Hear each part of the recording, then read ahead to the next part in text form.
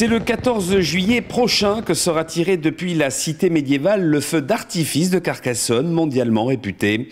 La présentation du show pyrotechnique a eu lieu ce mardi en mairie. L'occasion pour la Société de la Croix-Ruggieri de rappeler que l'embrasement de la cité est un feu d'artifice éco-responsable.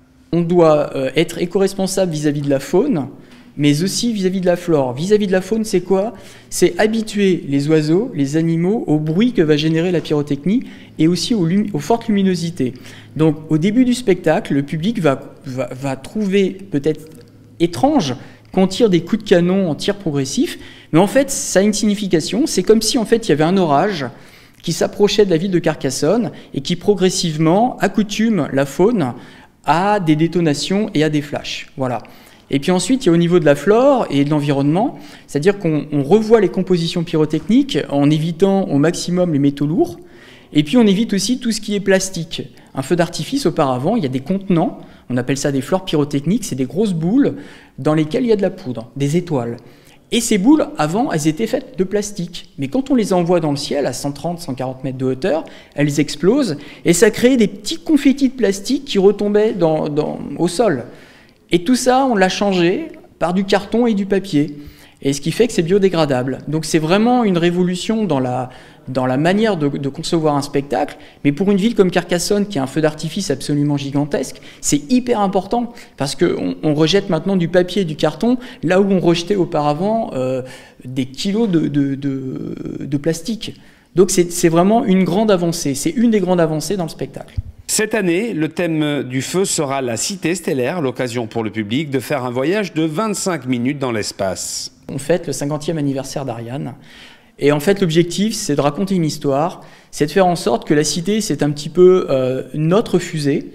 On va la faire décoller et on va voyager, le public va voyager avec la cité dans l'espace, à la rencontre des nébuleuses, des astéroïdes, des différentes galaxies, des planètes, des constellations d'étoiles filantes. Voilà, c'est toute une épopée qui va durer 25 minutes jusqu'à ce qu'on revienne à Carcassonne au moment du grand bouquet final. Niveau couleur, bah là on a toutes les palettes possibles, hein. L'objectif de Carcassonne, c'est une vitrine dans la pyrotechnie.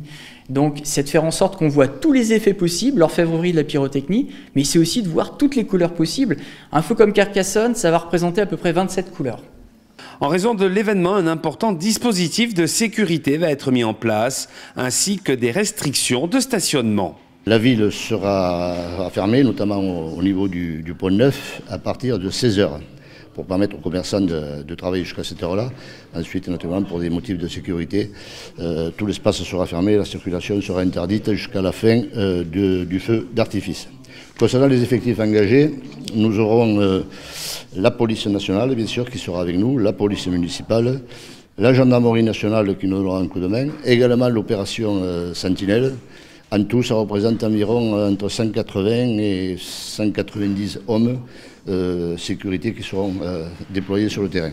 Chaque année, plus de 500 000 personnes assistent à l'embrasement de la cité.